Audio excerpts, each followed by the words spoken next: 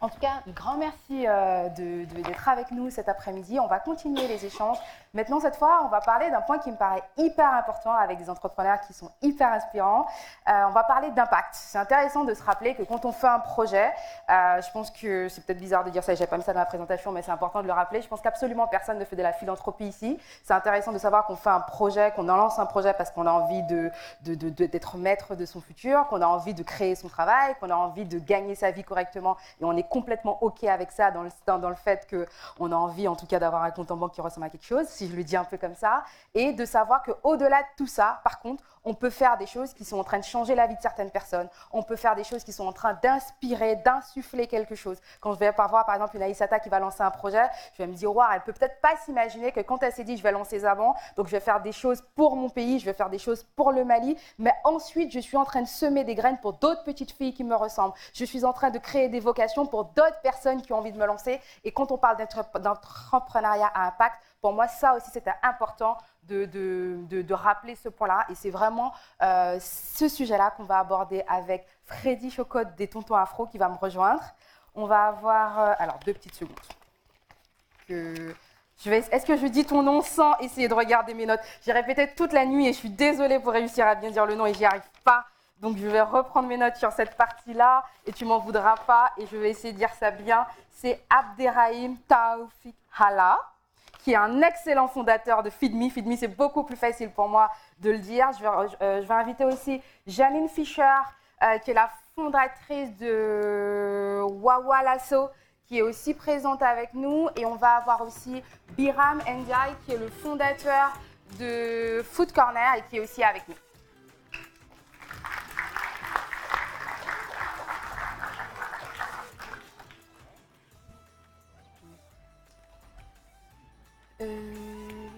Ok, très bien. Un grand merci. Il y a Janine qui va nous rejoindre. Ce sont les aléas du direct. Un grand merci à vous. Est-ce que c'est bon pour le micro? Tout le monde a son micro? Ok, super. Je suis très très fière de vous avoir sur cet échange. Dernière table ronde de cet après-midi qui a été hyper intense. On a dit plein de choses. Je vais déjà poser il y a un premier point alors je vous ai tous eu un peu avant de se parler. Avant d'être là aujourd'hui. Et vous avez, je ne sais pas si vous connaissiez déjà, et voilà, mais en tout cas, je pense que vous devriez vous parler parce que vous dites plein de choses qui se ressemblent. En tout cas, c'est que vous êtes tous à un moment donné de vos vies avec des parcours extrêmement différents. Je vais vous laisser bien évidemment chacun vous présenter. Mais en tout cas, il y a un point, il y a Janine qui est en train d'arriver, super, tu nous rejoins, aucun problème. C'est que... Aucun problème.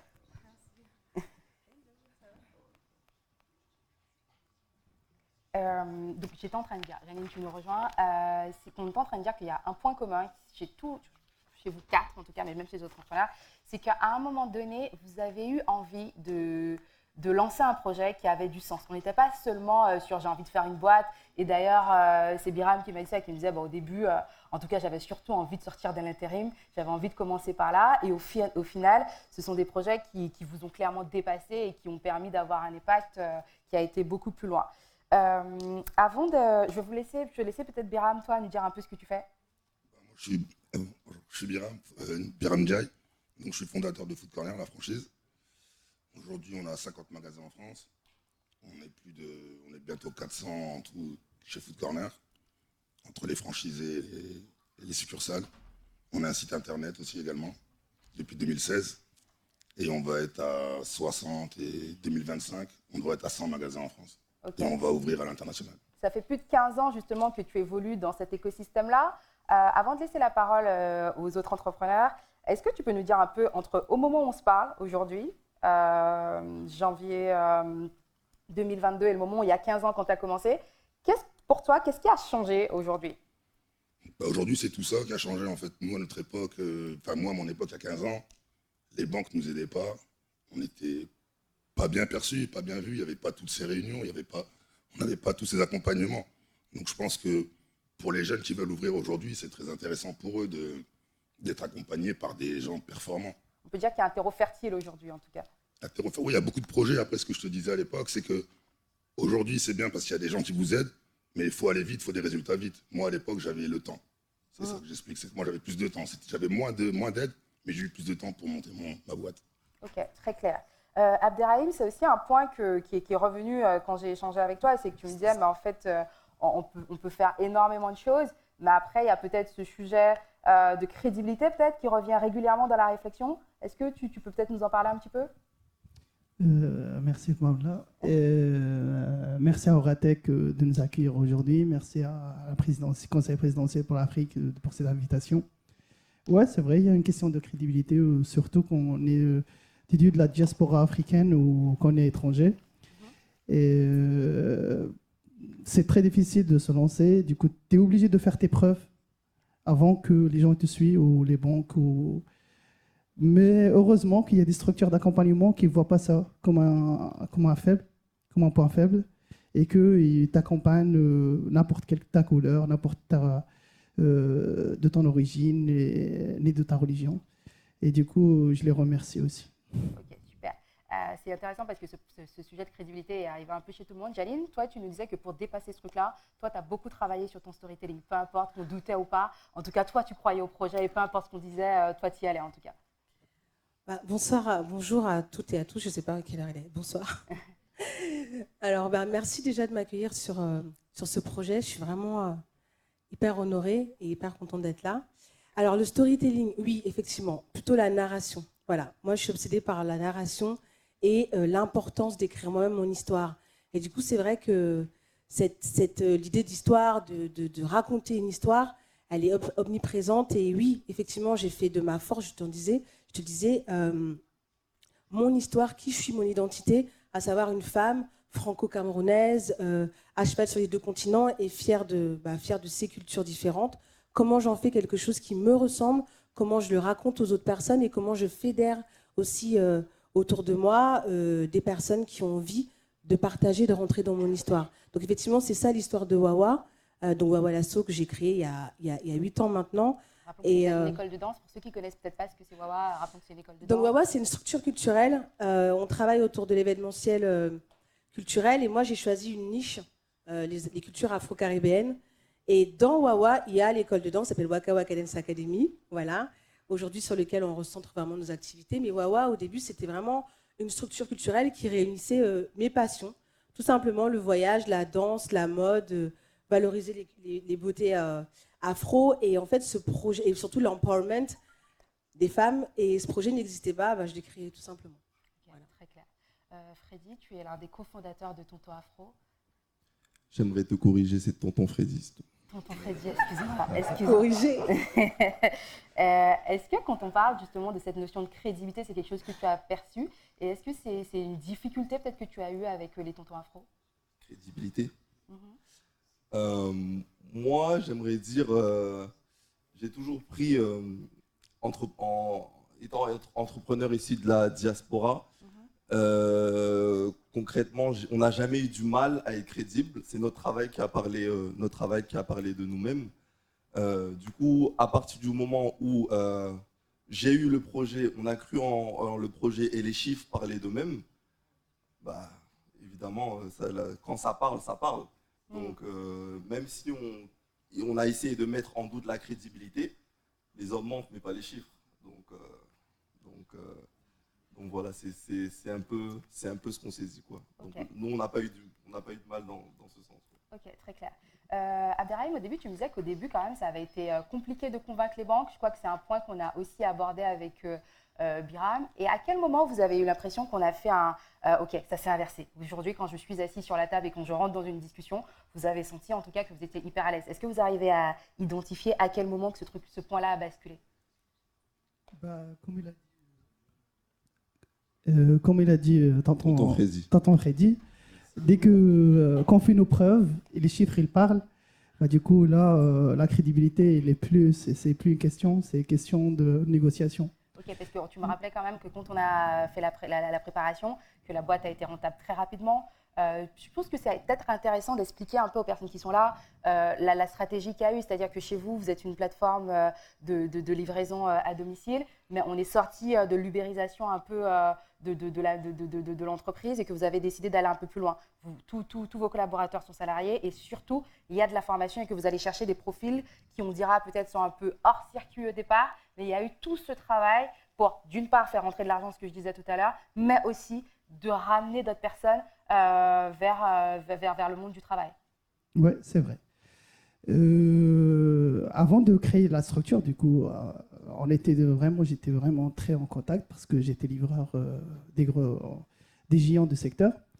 Et du coup, l'histoire, c'est que ces personnes habitant en quartier défavorisé de la ville, où les livreurs en même, c'est des indépendants, mais c'est des salariés déguisés.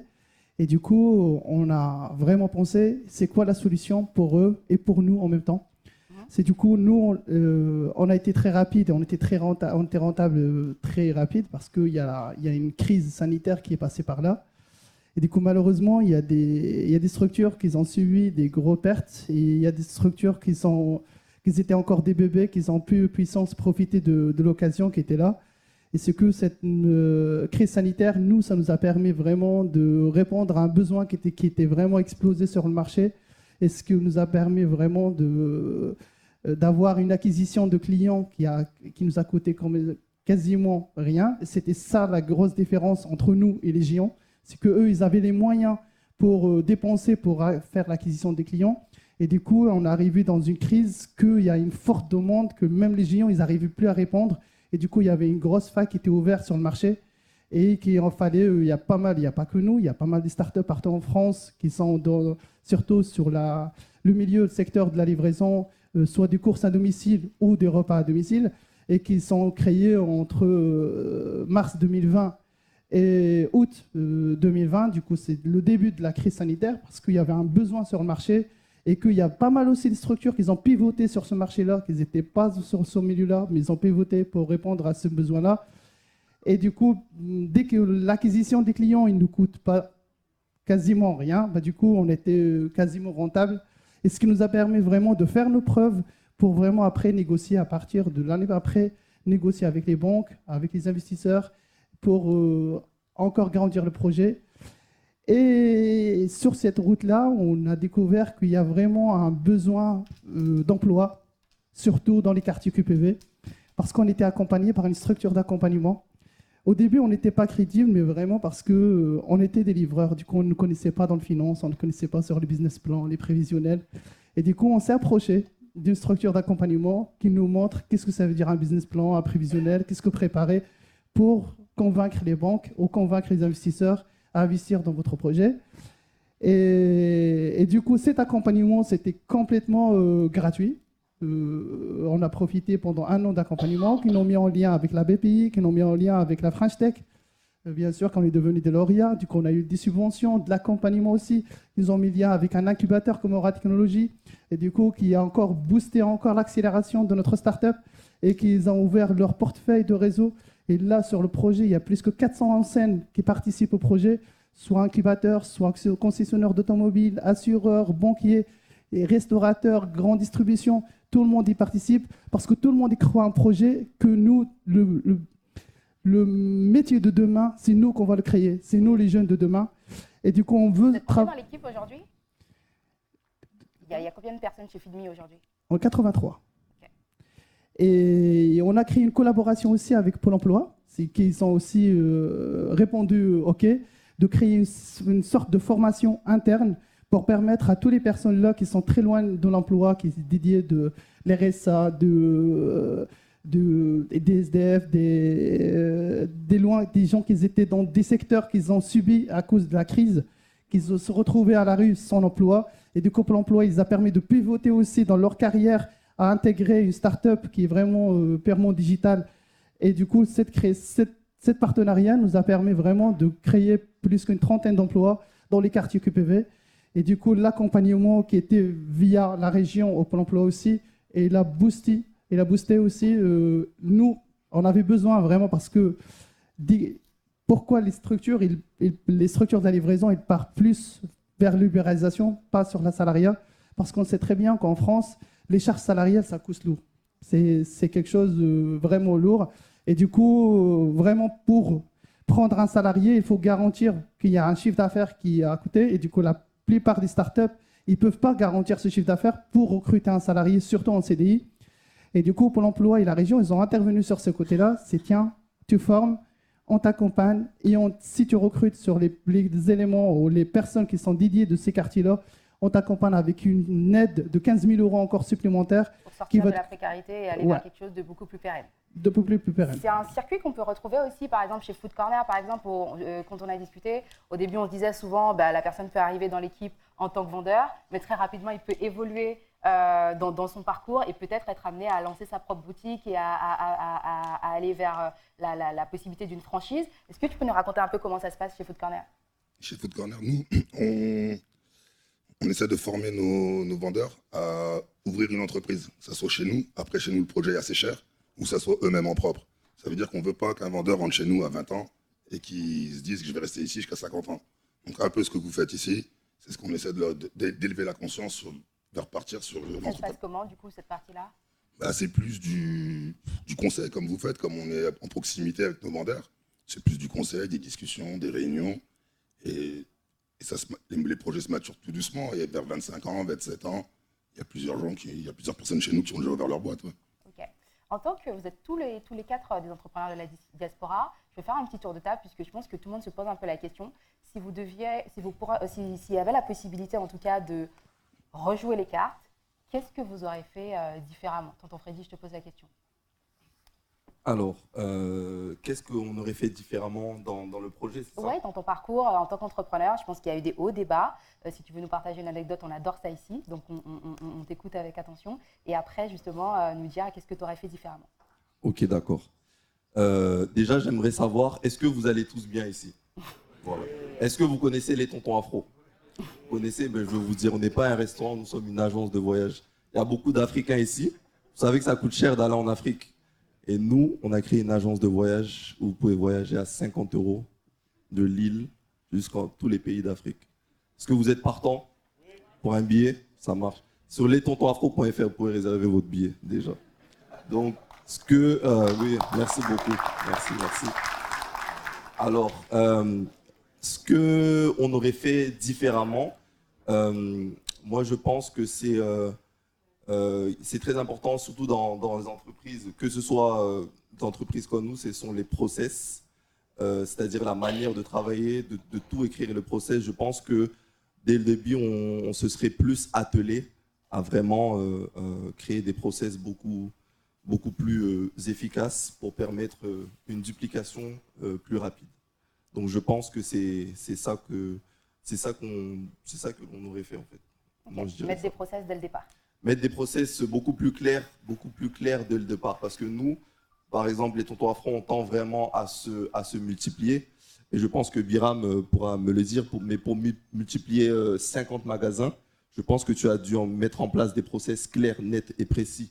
C'est-à-dire même comment balayer un magasin, comment mettre des chaussures, comment, etc., etc. Je pense que c'est vraiment ultra important. Et surtout dès le début, quand on pense à se multiplier. Là aussi, on fait face à un marché de l'emploi qui est très difficile, où trouver des gens formés, c'est aussi très difficile. Donc de ce fait, nous devons au maximum créer des process simples, faciles à exécuter, etc., etc. Et je pense que si j'avais vraiment eu cette conscience depuis le départ, on l'aurait fait, mais bien sûr, comme on dit en entrepreneuriat aussi, on apprend en avançant, et c'est ce que nous sommes en train de nous atteler par rapport pour notre développement futur de les tontons afro. Est-ce que tu peux peut-être partager avec nous les prochaines étapes justement chez le tonton afro? Je sais que vous avez des ambitions d'ouvrir d'autres restaurants, d'arriver à Paris et peut-être aussi à l'international. Est-ce que tu peux nous dire où vous en êtes aujourd'hui? Les prochaines étapes, déjà ce soir, il y a beaucoup de personnes du Conseil présidentiel pour l'Afrique qui vont venir au restaurant, n'est-ce pas? Je pense à Wilfried, etc. Bien sûr, M. Wilfried va rendre compte au président Macron de la déliciosité des plats. Et bien sûr, le président Macron viendra après. Pour les tontons afro, nous aurons un deuxième restaurant à Lille cette année. Un troisième restaurant à Paris. Attendez d'abord, attendez. Un troisième restaurant à Paris en fin d'année. Et voilà, nous comptons ouvrir cette franchise, la franchise Les Tontons Afro l'année prochaine. Et bien sûr, pourquoi pas un développement en Afrique, en commençant par le Cameroun. Mon cher étant, il n'y a pas de Camerounais ici. Mais plus de bruit, pardon. Voilà. En plus, on est en train de jouer actuellement. Je ne sais pas le score là, depuis je suis un peu stressé. 0-0, ça va, on peut continuer alors. Un développement en Afrique. Beaucoup nous disent, mais pourquoi vous faites la cuisine dite africaine encore en Afrique? Mais oui, parce que même là-bas, il y a un marché qui est énorme. Vous savez, en Afrique, on aime bien manger, on aime bien s'habiller. Donc, ces deux choses-là, ça marche. Mais il y a un cruel manque aussi de formation. Donc, pour les tontons afro, on a aussi un volet où on a aussi envie de retransmettre cela, surtout la formation cuisine, enfin tout ce qui est formation cuisine, et aussi beaucoup la formation aussi en communication. Parce qu'en Afrique, on a beaucoup de produits, on a beaucoup de merveilles, mais beaucoup de gens ne les connaissent pas. Ou bien ceux qui connaissent, ils ne veulent pas trop que ça se sache, vous savez, pour... Hein? Ouais, bon, vous voyez ce que je veux dire, quoi. Donc voilà, c'est bon. Janine, qu'est-ce que vous auriez fait différemment? Alors, moi, je rebondis sur ce qu'il a dit, Freddy. C'est vrai que quand tu dis, effectivement, c'est aussi en faisant qu'on apprend. Moi, j'ai cette partie-là où j'ai vraiment été autodidacte. Pour la petite histoire, je viens du marketing, de la communication. Et en 2013, j'ai quitté un CDI confortable pour vraiment me lancer dans l'aventure entrepreneuriale. J'ai vraiment fait comme ça. Hein. Je me suis jetée dedans. Et aujourd'hui, je suis assez fière de ce qu'on a accompli. Mais je voyais tout à l'heure dans le live, il y avait un invité qui était là et qui disait que c'est un peu plus, trendy aujourd'hui d'être entrepreneur. C'est un peu hype. Mais voilà, pareil, quand j'ai commencé à 8 ans, il y avait moins de structures d'accompagnement, c'était moins hype. Donc du coup, ce que je changerais, c'est que je pense que je me ferais... Après, moi, j'ai un secteur sur lequel... un secteur de niche, donc il n'y a pas vraiment de choses qui sont déjà balisées. C'est l'entrepreneuriat culturel, les cultures afro, etc.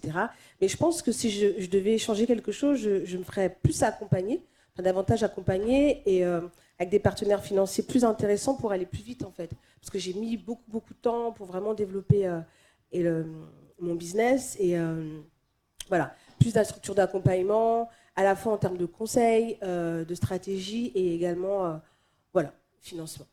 Ok, très clair. Abderrahim? Depuis que tu as posé la question à tonton Freddy, j'essaye de trouver quelque chose, c'est que je l'aurais fait. Qu'est-ce que j'aurais fait différemment? Mais malheureusement, je n'ai pas trouvé parce que tout ce que j'ai fait, c'est ce qui m'a permis d'être là. Du coup, je n'ai pas trouvé qu'est-ce que j'aurais fait différemment parce qu'on a été très rapide. Pour les gens qui ne connaissent pas, on a encore même pas 2 ans d'existence vraiment de la start-up. Et quand on est là à plus que 150 restaurateurs en ligne, plus que 400 sur la liste d'attente, il y a une flotte de plus que 130 livreurs qui répond à la demande. C'est que c'était 2 ans pour nous de guerre. Parce que c'est peut-être intéressant de partager aussi avec les personnes qui sont ici, c'est que il y a peut-être chez toi une bonne feuille de route parce qu'il y a eu beaucoup d'études de marché de ton côté. C'est-à-dire que, alors je vais te laisser raconter ta vie mieux que moi, mais tu faisais des études, à côté tu faisais une école d'ingé, si je ne me trompe pas, et à côté de tes études, tu as été livreur, donc ça veut dire que de A à Z, tu connaissais le projet. Donc j'imagine que ce coup, ça permet de gagner du temps, de prendre les bonnes décisions, et c'est un point aussi qu'on va retrouver chez Biram, qui a aussi passé par différentes étapes avant de devenir justement celui qui donne les directives. Mais en fait, toi, tu es passé par plusieurs mailles, et peut-être de donner ce conseil aussi, de prendre le temps de beaucoup tester son produit, de poser beaucoup de questions, ce qui fait que quand on pense le produit et quand on vient le présenter aux différents acteurs qu'on va arriver, on a déjà un projet qui est très fini. Et je trouve que ça se répond extrêmement bien dans chacune de vos expériences. C'est que Biram, quand je lui parlais, il me disait, mais en fait, aujourd'hui, cette génération-là, elle a énormément d'outils qui vont lui permettre de lancer un projet, sauf que ils n'ont pas droit à l'erreur parce qu'il faut que tout aille très vite, parce qu'il y a beaucoup de candidats. Et comme normalement, il y a beaucoup de choses qui font que le projet peut être fini, il faut plutôt être très rapide. Du coup, c'est la stratégie que toi, tu as eue. Déjà, ce que Biram ne sait pas, c'est qu'il était mon mentor pendant 1 an avant, sans qu'il le sache. Ah ben voilà, il y a des synergies. Du coup, ouais. Et du coup, pendant mes études, je bossais en tant que serveur dans un café qui est en face de son magasin. Wow. Ouais, et du coup, il est venu avec Cyril et son équipe, et du coup, j'étais en discussion, et leur stratégie, comment ils travaillent et tout ça, et j'adorais cet esprit d'équipe, cet esprit de fraternité, de famille qui bosse. Et toujours, il avait un proverbe, et toujours, tout seul, tu peux aller vite, mais ensemble, on peut y aller très loin. Et du coup, après l'arrivée des startups ou des géants, du coup, j'étais étudiant en école d'ingé. Et du coup, on a bossé pendant une période, à peu près 6, 7, 8 mois. Et après, on se posait la question avec mon cousin, qui est le cofondateur de la startup avec moi. Est-ce qu'il y a moyen de faire quelque chose pour nous? Et du coup, ça nous a pris à peu près 14 mois de travail, vraiment, d'études de marché. Et dès qu'on était sur le marché, on était sur le terrain, on était des livreurs. Du coup, on posait des questions aux restaurateurs. C'est quoi les problématiques rencontrées? Les questions aux livreurs, c'est quoi les problématiques rencontrées qu'on peut résoudre? Les clients aussi, qu'est-ce que vous souhaitez avoir? Les zones de livraison, c'est quoi les zones de livraison? Et ce qui a permis nous d'avoir ce succès-là, c'est que nous, on couvre une zone de livraison qui n'est pas couverte par les géants. Et du coup, nous, sur à peu près 23 villes autour de la région, on n'a pas de concurrents. Et du coup, dès que tu n'as pas de concurrents, tu n'as pas de problème de marché. Ce qu'on appelle la stratégie de l'océan bleu, en fait. C'est pas la peine d'aller là où il y a tout le monde et autant essayer de trouver la voie où c'est encore hyper ouvert. C'est ça. Et du coup, et après, maintenant, c'est aux autres géants de vraiment nous suivre après sur ces géants. Du coup, on a eu le premier pas dans ces villes-là. Et ce que, pour l'instant, on a vraiment une forte demande et que malheureusement, on n'arrive pas. On a changé les règles. Et du coup, au début, on sous-traitait toute la partie de livraison. Et là, on a parti sur du salariat. Et de mettre vraiment... J'aurais changé, ce que j'aurais changé, j'aurais vraiment perfectionné le service. Ce qu'on est en train de faire maintenant, c'est vraiment de proposer un service de qualité aux clients qu'ils ont besoin. Au début, on était vraiment... notre start-up, on vient lancer avec une crise sanitaire, on n'avait pas vraiment le temps de vraiment... C'était une demande... on est passé de 13 restaurants avant Covid à 82 2 mois après. Et du coup, répondre à 82 restaurateurs, et qu'il n'y a pas que des restaurateurs, il y a des chaînes aussi d'agroalimentaire comme Carrefour Express, BBG dans la région. Et c'était pas facile pour nous à perfectionner le service et pour offrir le service qu'il faut. Et aussi, on passait à côté d'une mine de main-d'œuvre. C'est les quartiers QPV. C'est que ces personnes-là, on les voit devant nous, mais peu d'entreprises, ils savent qu'il y a une grande mine, il y a des talents dans ces quartiers-là. Et il y a des génies. Et là, on va dire 80% de notre flotte, c'est des habitants de ces quartiers QPV. Et on n'a pas que des livreurs, parce que tous nos livreurs, ce n'est pas des livreurs. Nous, on ne l'appelle pas livreurs, on l'appelle pélicans. Et du coup, ils ont 3 casquettes. En même temps, ils sont commerciaux, et en même temps, ils sont techniciens et livreurs en même temps. On a une forte demande des restaurateurs et on n'arrivait plus à répondre. On devait recruter des BizDev à fond et il n'y a pas de BizDev sur le marché disponible. Comment on peut parler de notre service équitable si ce n'est pas le livreur qui est mieux placé pour parler de ça? Et c'était plus convaincant pour les grandes enseignes à nous rejoindre parce que quand c'est le livreur qui le commercialise, parce qu'il croit aussi à ce projet-là. Et du coup, 2, 4, 5, 6, 7, et chaque livreur, il a 2 bras, il a un cerveau. Et du coup, plus tous ensemble, et on revient au même proverbe. Tout seul, je peux aller vite, mais tous ensemble, on peut aller très très loin. Et toute notre équipe y croit. Ça.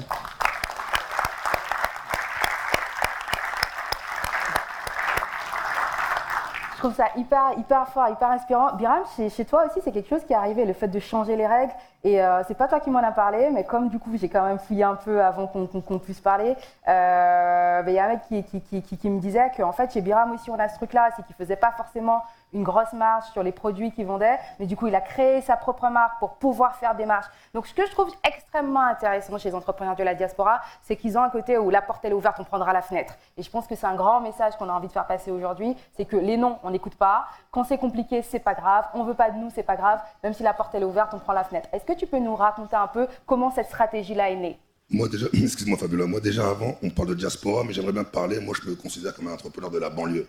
D'abord de la banlieue, et de la banlieue après issu de la diaspora. Totalement. Mais c'est important de le préciser, puisque tout à l'heure on parle de diaspora, mais moi je viens de la banlieue et je milite beaucoup pour la banlieue. Donc ensuite tu me demandais, excuse-moi la question c'était?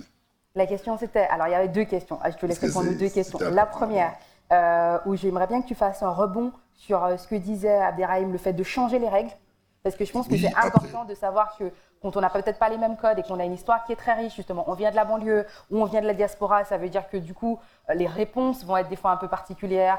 On n'est pas forcément attendu avec un tapis rouge. Je sais qu'aujourd'hui, on a montré toutes les solutions qui permettent de dépasser un peu tout ça. Mais je trouve que chez vous, en tout cas, très souvent, il y a un point qui est revenu, c'est que, OK, c'est ça les règles, on va faire comme on a envie et de toute façon, en plus, ça va marcher. C'est ça que j'aurais aimé que tu partages avec nous. Oui, après, j'aime pas m'étendre sur mon cas personnel.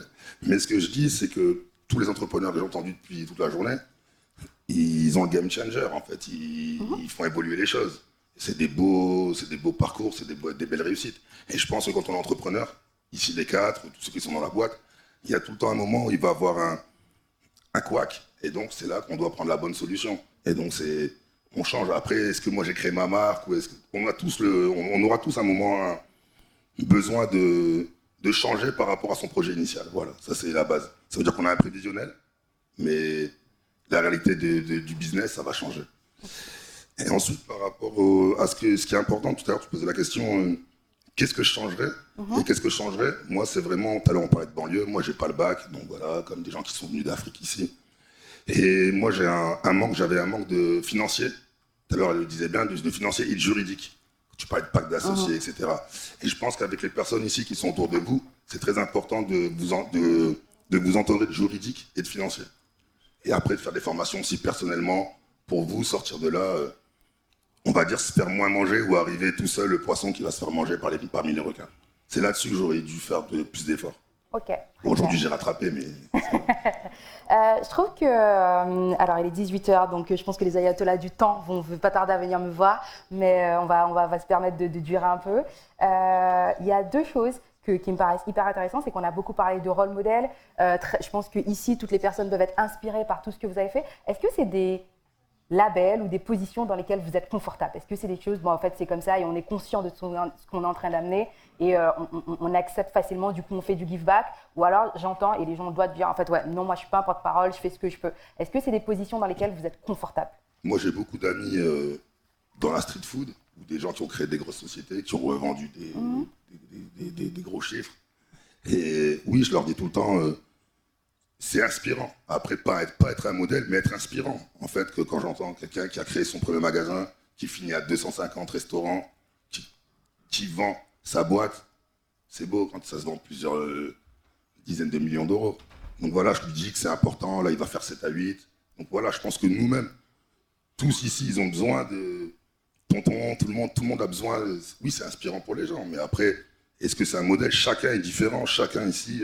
Ça peut passer par de l'action aussi, du coup, continuer former, du coup, réinvestir sur le continent. Est-ce que c'est des choses aussi qui font partie de votre volonté, en tout cas, à ce niveau de réussite? Moi, aujourd'hui, je vais retourner au Sénégal parce que j'avais déjà investi au Sénégal à l'époque. Et donc, aujourd'hui, oui, je vais retourner au Sénégal. Aujourd'hui, j'ai envie d'investir dans du team sport, être l'équipementier de l'équipe nationale du Sénégal. Nous, on joue demain, nous, d'ailleurs. Bravo, franchement. Et tout à l'heure, Ahmed parlait de modèles, des mentors. Et voilà, si Ernest, c'est quelqu'un qu'on regarde. Voilà, donc c'est des gens, en fait, tout le monde a besoin de mentors. Après, est-ce que c'est mon modèle? Non, mais c'est un mentor, ça veut dire que c'est des aînés. Et des gens qui ont fait des erreurs, on regarde où ils ont fait les erreurs. Et on essaie de ne pas les recopier, voilà. Comme des grands frères dans une famille, le petit frère ne copie pas les erreurs du grand frère. Donc, Ok, super. Abderrahim? Quand tu vois des géants qui, on va dire, des beaux biographies, vraiment, pour nous, on s'inspire des hommes d'affaires qui sont passés. On essaie de vraiment lire leur biographie pour ne pas faire les mêmes erreurs qui sont passées, gagner plus de temps. Et après, il y a des dispositifs qui sont mis en place via la BPI ou la French Tech. Ils ont mis ces personnes-là en nos mentorats.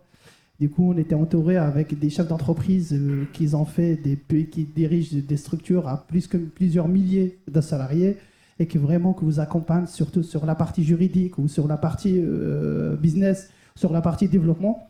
Parce que dès qu'on est issu de la diaspora, je suis venu en France il y a 10 ans, et du coup, on arrive à un niveau que c'est pas trop notre niveau, et du coup, on se permet de s'approcher de gens qui sont déjà passés par là pour nous conseiller. Et pour se rapprocher de ces gens-là, c'était pas facile. Du coup, c'est pour ça qu'il y a des dispositifs qui sont mis via la BPI. et qui met une table ronde comme ça, ou des événements de temps en temps, pour vraiment parler et casser ces barrières-là, parler avec des structures qui sont dans l'X40, des structures qui ont fait des levées de fonds de 700-800 millions d'euros, comment ils ont fait, comment ils ont développé à l'échelle internationale, comment ils ont acquis le marché africain. Et du coup, ça permet pour nous de s'inspirer de ces personnes-là, de prendre des conseils, de ne pas faire les mêmes erreurs comme eux, et pour nous aussi, de vraiment bien projeter sur l'avenir. Du coup, tu auras une vision sur 12 mois, sur 14 mois, sur 2 ans. Qu'est-ce que tu dois faire vraiment d'ici 2025, 2026, que nous, il y a 1 an en arrière, on se voyait dans 6 mois, qu'est-ce qu'on doit faire dans 6 mois ou dans 7 mois. Là, tu as une vision plus loin, tu as une vision plus correcte, tu as une vision plus durable, et qu'est-ce qui nous permet vraiment, nous, de vraiment nous préparer pour ce qui arrive après. Et ça, quand on n'est pas de ce milieu-là, c'est dur à l'avoir, vraiment. Parce il y a eu un syndrome de l'imposteur, c'est juste de dire qu'il y a eu un syndrome de l'imposteur, des fois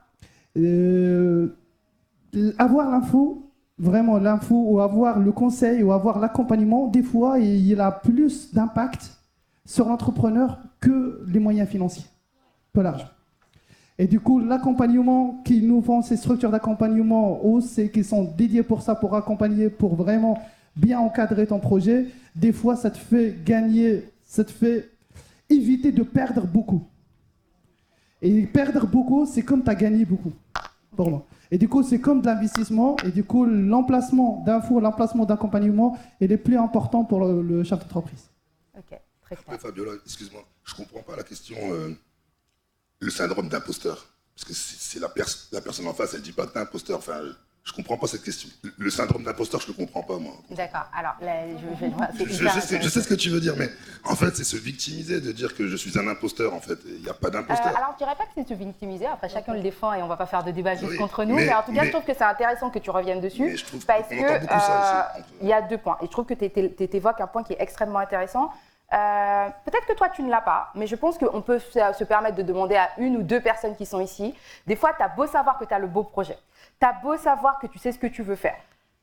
Il y a un truc, tu sais tout ça, mais au moment où tu vas y aller, comme bizarrement, tu vois, il y a peut-être 2-3 trucs, ou peut-être parce que c'est un problème de confiance en soi, arrivé au moment où tu vas douter, ou tu vas te mettre des barrières toi-même, et je pense que ça peut arriver, c'est pas du tout à un niveau social, un niveau d'intelligence, ni quoi que ce soit, on peut faire des bonnes études, il y a peut-être aussi, c'est un point qu'on retrouve aussi beaucoup chez les transclasses. C'est-à-dire qu'au début, on va arriver, et c'est des gens qui ont pas, que je te répète encore, ça n'a rien à voir avec les études que tu as pu faire, ça n'a rien à voir avec le niveau d'où tu viens, c'est peut-être des fois des codes ou des pensées limitantes. Tu l'as bien dit, c'est la confiance. Exactement. Et des fois, tu vas arriver sur un projet, et c'est quelque chose, je trouve, peut-être que tu l'as pas, et que Dieu t'ait préservé de tout ça, on dit ce qu'on veut, mais je trouve que c'est quelque chose qui est souvent très présent. On est là pour donner des conseils, et en fait, là, le conseil, tu as parlé de confiance, et en fait, si vous voulez avoir de l'argent, si vous voulez lever des fonds, en fait, faut inspirer confiance à la personne en face de toi. Totalement. Et si tu viens déjà en disant « je suis un imposteur », moi, demain, tu viens me demander de l'argent, tu es un imposteur, je ne vais pas te prêter de l'argent.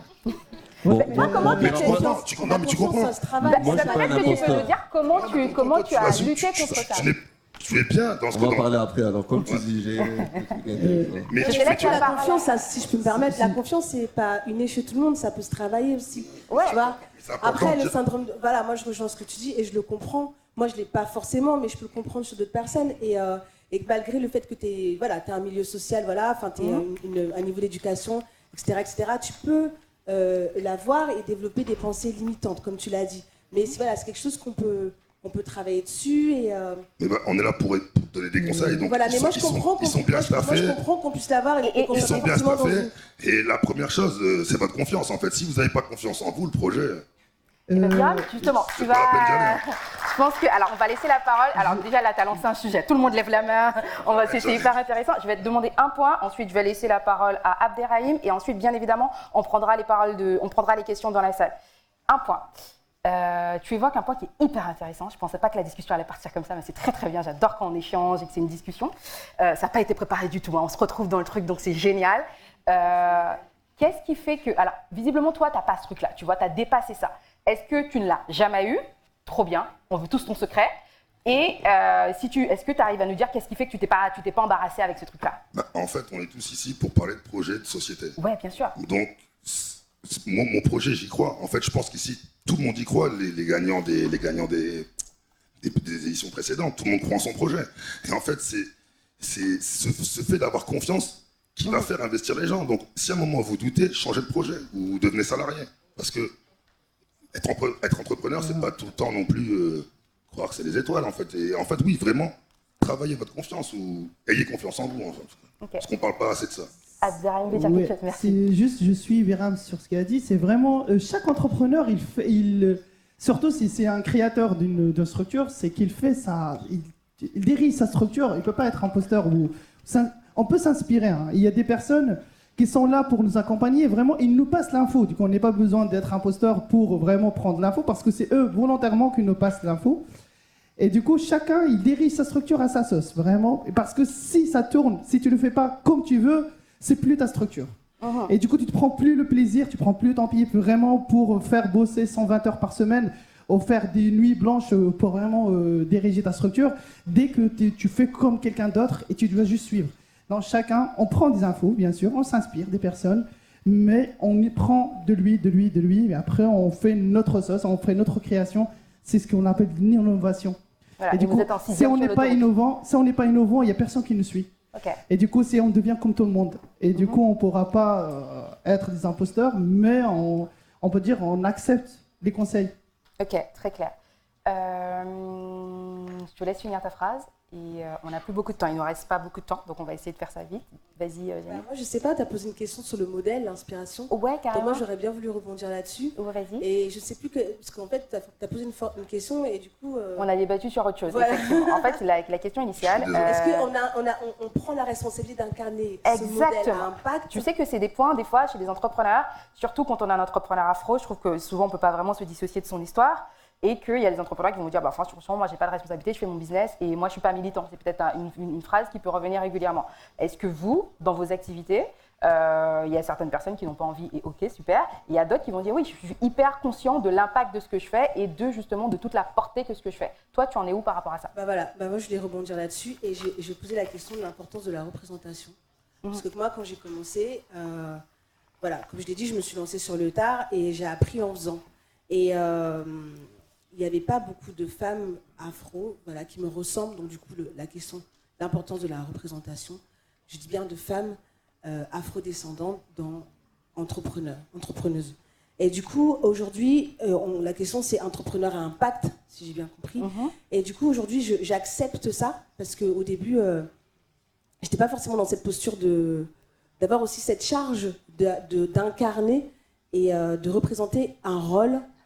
Voilà. Mais aujourd'hui, je l'accepte parce qu'en fait, je pense que ça, de la même manière que ça a changé des choses dans ma tête, justement, on parle de confiance en soi, de syndrome de l'imposteur et de pensée limitante, d'avoir des femmes qui me ressemblent, qui sont dans le business, qui ont un impact et qui changent le regard, qui changent la vision sur certaines choses, qui m'ont influencée, qui m'ont inspirée. De la même manière qu'aujourd'hui, j'accepte ça, d'inspirer d'autres femmes, d'autres jeunes filles que je vois dans mon école ou dans les différents événements qu'on a fait. Et je trouve que c'est aussi comme ça que tu vas changer les choses, que tu vas changer la narration, justement, le regard que tu portes sur l'entrepreneuriat, sur aussi tout simplement changer les choses, impacter. Et aujourd'hui, tu parlais, Abderrahman ou Biram, de grands modèles, de levée de fonds, etc., de start-up. Moi, pour rebondir, je voulais vraiment en parler. L'entrepreneur, on l'a dit... c'est vraiment pas un parcours simple. Il faut faire preuve beaucoup de détermination, de foi. Et là, je te rejoins là-dessus. Si tu n'as pas confiance en ton projet, personne ne pourra avoir confiance pour toi. Personne ne pourra te suivre. Et surtout de résilience. Et moi, la personne qui m'inspire le plus, effectivement, il y a plein de storytelling que j'aime beaucoup. Apple, Steve Jobs, etc. Mais pour moi, la personne qui m'inspire le plus, elle est à côté de moi. En fait, c'est ma mère. Et de la voir... faire preuve de résilience, de détermination, d'abnégation. Voilà, c'est ce qui m'inspire le plus dans mon parcours d'entrepreneur. Okay, je tenais à le dire. Est-ce que tu as douté des fois du succès de Tonton Afro, ou toi tu es arrivé, tu savais de toute façon qu'on attendait votre plat délicieux et tu n'as eu aucun doute? Est-ce que j'ai douté? D'abord, j'ai une petite anecdote. Parce que quand tout à l'heure on parlait de... On parlait de quoi tout à l'heure là? Voilà, de confiance. et du fait que souvent on nous attend pas là où on est. Par exemple, quand je vois Food Corner, là, Food Corner, lui, il est la proie idéale des envoyés spéciaux, le jeune de banlieue qui est, vous voyez, c'est la proie idéale. Voilà, zone interdite. Moi, je suis les Tontons Afro, on est situé au Vieux-Lille. Je ne sais pas si vous connaissez Lille. Les Tontons Afro, on est situé au Vieux-Lille. Donc c'est un quartier chic, le quartier le plus chic de Lille. Et moi, avec mon grand frère, c'est nous-mêmes qui avons fait les travaux de notre restaurant parce qu'on voulait vraiment maîtriser tout de A à Z. Donc c'était la pause, on faisait la peinture, donc on était dehors avec nos casques. Il y a quelqu'un qui arrive en costume. Oui, il dit à mon frère et moi, oui, bonjour s'il vous plaît, limite un peu d'un air condescendant. On aimerait parler au patron s'il vous plaît. Et là, parce que nous, on était avec plein de peinture et tout.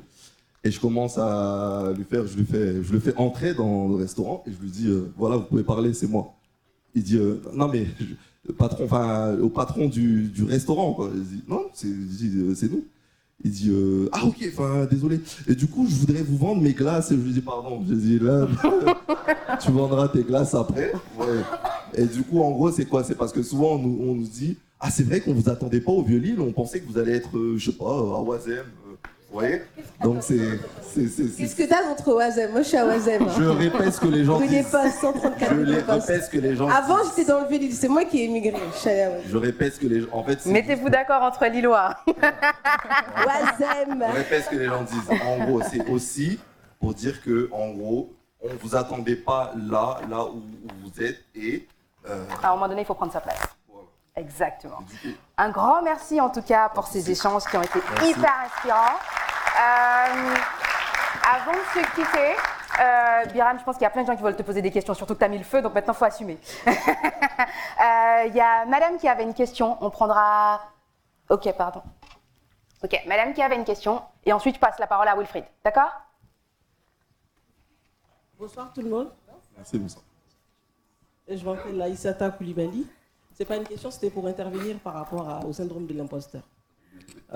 J'ai entrepris beaucoup de fois, j'ai créé pas mal d'entreprises. Et là, dernièrement, j'ai eu la folie de me lancer dans le fintech. Donc, je suis CEO de Afacto. Afacto, c'est la première plateforme de reverse factoring. On aimerait faciliter aux entreprises d'import-export la possibilité en fait, de financer leurs factures entre ici, l'Europe et l'Afrique. Donc, quand j'ai porté ce projet, je me suis approché des incubateurs et tout. Et je vous dis, quand je pitchais mon projet, tout le monde était d'accord. Ah oui, là, c'est bon, tu as le truc, tu sais. Et quand je revenais, je regardais mon associé, je lui disais, t'es sûr que c'est bon? Donc, pour vous dire qu'aujourd'hui, on est presque au lancement. Et c'est un gros projet qui est porté par deux jeunes, notamment les deux, on est issus des banlieues comme lui. Et c'est un projet à 1 million d'euros. Et je suis moi-même maman de 8 enfants, donc le syndrome de l'imposteur, je le connais. Vite. Attendez, il faut applaudir ça. Ça le mérite d'être... Ouais. Merci beaucoup. C'est une réaction? Oui, bien sûr. Déjà entrepris. En fait, ton projet est magnifique. Tu veux monter à 1 million d'euros. Vous êtes associé, tu as 8 enfants. Mais pourquoi tu dis que c'est un syndrome de l'imposteur? Tous ceux qui t'écoutent, ils disent que le projet est bon. Pourquoi tu dis que t'es imposteur?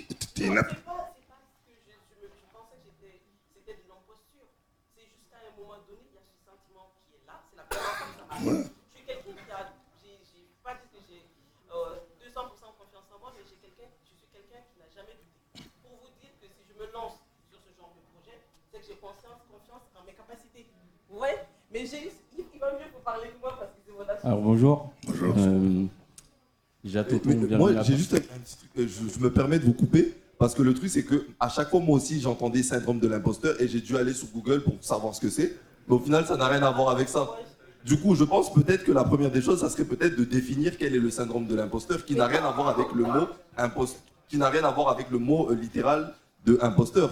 C'est pas de l'imposture, c'est surtout que le syndrome, c'est le fait de ne pas se sentir à la hauteur de son projet. De ne pas sentir à sa place. De ne pas sentir à sa place. Gros projet. Le projet, tu l'as fait de ne pas sentir à ta place, de ne pas sentir les gens à qui tu parles, d'être à ta place. Non, au contraire, il me mettait à ma place. Okay, donc... Personne ne doutait de moi, notamment les cabinets d'accompagnement et tout. Personne ne doutait du projet. Mais je me disais, c'est des gens quand même qui ont un pédigré plus grand que le mien. et qui savent de quoi ils parlent. Donc plus le projet se validait, plus je me disais non, peut-être que c'est pas moi, peut-être que je ne serais pas à la hauteur. J'ai même pensé à mettre des gens à ma place. C'est typiquement un syndrome de l'imposteur, il n'y a pas de doute sur ce que c'est ça. Après, ça se travaille. Moi, je vais te rassurer. Alors, généralement, je vais essayer de ne pas dire n'importe quoi, donc voilà, mais c'est... Le syndrome de l'imposteur, c'est quelque chose qui existe. Il y a peut-être certaines personnes qui ne l'ont pas. Ceux qui ne l'ont pas ne peuvent pas forcément comprendre, mais c'est quelque chose qui existe. Et c'est intéressant de savoir qu'on peut dépasser ça. Mais c'est quelque chose qui existe et souvent les entrepreneurs l'ont. Certains sont plus chanceux, ils ne l'ont pas. Trop bien. Mais comment ? On va parler pendant des heures, mais c'est assez important d'en parler parce Oui, que carrément. pour monter une boîte, voilà, travailler sur votre confiance aussi, c'est bien le juridique, c'est bien travailler sur votre confiance. Alors moi, je vais être bref. Déjà, bienvenue tout le monde à Paris, parce que j'ai un restaurant africain, donc je te souhaite la bienvenue si tu es à Paris. Moi, je suis entrepreneur aussi. En fait, je la côtoie tous les jours. Et en fait, je comprends ce que tu veux dire, parce que je viens aussi de banlieue, etc. Nous, on a une mentalité, elle est dure. C'est-à-dire, depuis de petits, on nous forme, etc. On casse les murs, etc. En fait, quand je la rassure en disant, mais non, mais ton projet, il est bon, etc. Et, en fait, ça a des dimensions pendant qu'on avance, qu'on ne s'y attend pas. Donc c'est normal qu'elle se remet en question. Tu comprends ce que je veux dire ou pas ? Nous, on a toujours la tête froide en disant ça va aller, t'inquiète pas, on va aller droit. Mais c'est plus ça en fait. Et en fait, c'est ça le ressenti qu'elle a au niveau de est-ce que je suis à la hauteur ou pas. Donc voilà. Je te laisse la parole à Aïssata. Et juste avant, il y a Wilfried qui voulait prendre la parole. Aïssata peut y aller ? Dis-moi. Aïssata, vas-y. En fait, et si je mixe ce qu'elle dit et je l'écoute avec son expérience, c'est un manque de rôle modèle en fait dans la communauté. Qu'on a évoqué, qui fait effectivement, que, totalement. Souvent c'est difficile, on a des doutes, mais plus le rôle modèle est là, comme il l'a dit au début, plus on fait ces réunions-là, plus ça inspire plus ceux qui se lancent, il faut aller vite. Donc tout est dans les phrases là en fait. Mais c'est très très dur d'avoir doute à ton projet. Parce que si toi, le fondateur ou le chef d'entreprise, tu es en doute de ton projet, tu ne peux pas convaincre quelqu'un d'autre. C'est impossible. Wilfried Moi, je voulais vous remercier parce que honnêtement, ça fait plus d'1 an qu'on fait le tour de France et qu'on a entendu des entrepreneurs partager leurs expériences. Là, vous nous avez vraiment offert un cocktail d'expériences et quoi que vous en pensiez, vous êtes des rôles modèles, vous êtes des leaders pour vos communautés et cette responsabilité-là, elle vous incombe, vous ne pouvez pas y échapper. En fait. Je crois que c'est le premier message que je voulais vous faire passer et vous dire que ce que vous avez réussi, si vous pouvez l'utiliser pour impacter les gens qui sont autour de vous, même si vous n'en avez pas bénéficié vous-même, c'est vachement important. Et au fond, la richesse de ce que vous portez, c'est aussi lié à votre double culture également. Vous avez peut-être considéré que c'était un handicap au début. En fait, c'est plein de richesses. Tout ce que vous avez dit pendant plus de, je sais pas, 30 minutes, mais c'est gorgé de richesses. Et donc, la confiance naît de cette conscience de richesse que vous portez en vous. Et honnêtement, mettez-la en lumière. Et si le CPA a pu mettre cet après-midi une partie de cette confiance, franchement, on en est absolument ravis.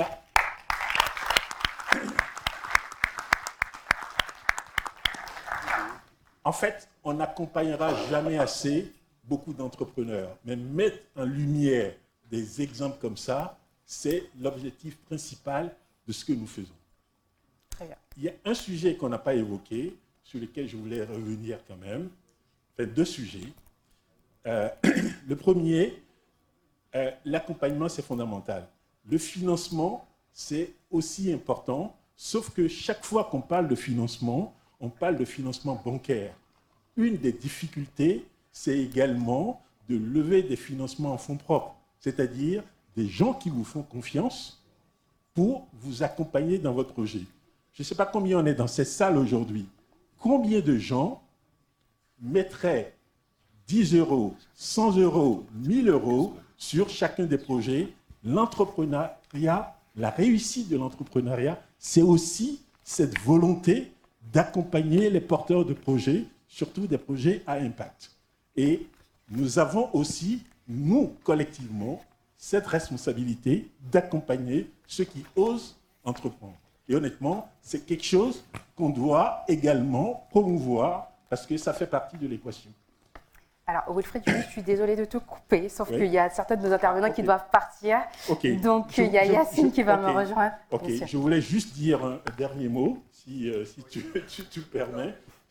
Le dernier truc, c'est que je pense que vous avez un rôle sociétal qui ne se limite pas à la réussite individuelle.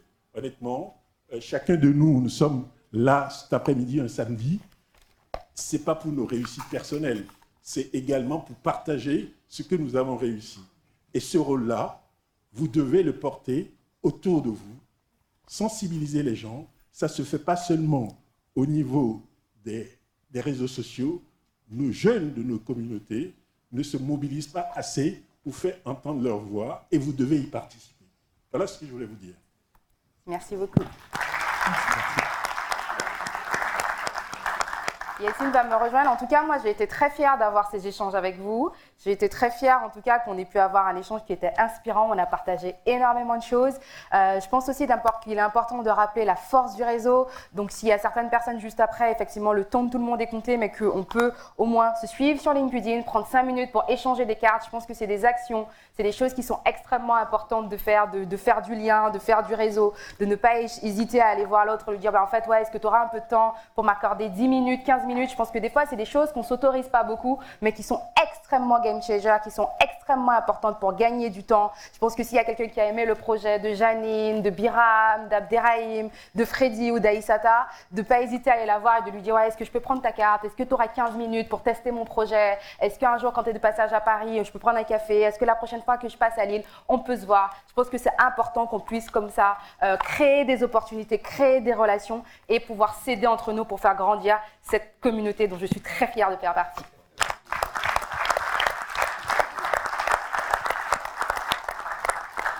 Yacine? Je ne pourrais pas dire mieux, c'est tellement complet que j'aurais adoré que tu puisses conclure avec ces belles paroles. En tout cas, on reste tous connectés ensemble, on va se suivre sur les réseaux sociaux, on est tous ensemble embarqués dans cette belle aventure de la promotion de ce que l'on est, de ce que l'on produit, notamment en France et notamment aussi pour l'Afrique. Ça a été une joie, Fabiola, de co-animer cet événement avec toi. Et on est là à disposition encore avec vous, encore une demi-heure à peu près. Donc n'hésitez pas à nous solliciter et n'hésitez pas à nous contacter sur les réseaux sociaux. Merci beaucoup. Merci.